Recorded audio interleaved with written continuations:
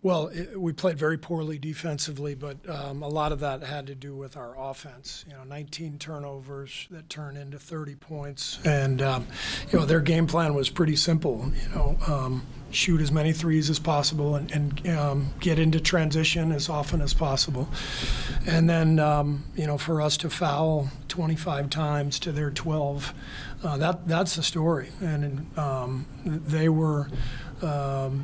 They just played a really clean game. They took care of the ball. They didn't foul. And we were reaching.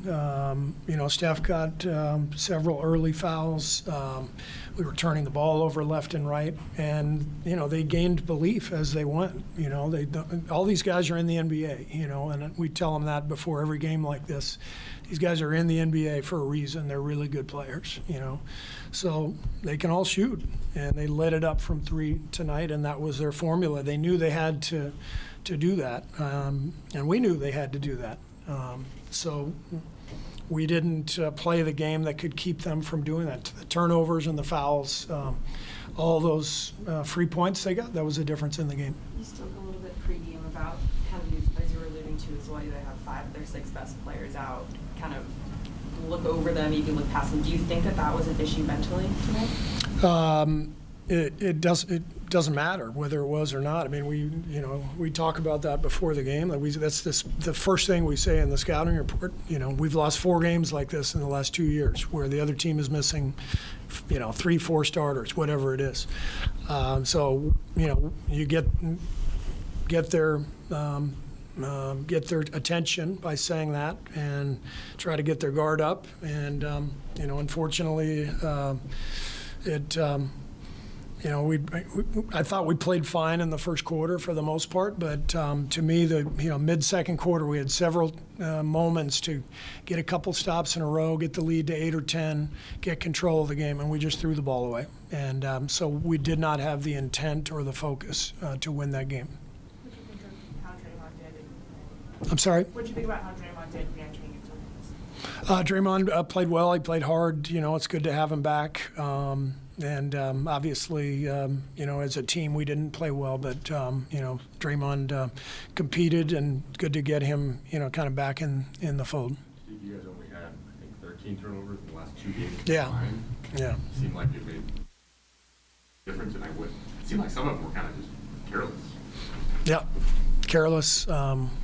They put a lot of pressure on Steph, and you had a couple turnovers in the backcourt, and it just felt like again, like they were putting pressure on us from the start, and instead of being solid, taking care of the ball, and executing, we got careless. We had a 3-on-2.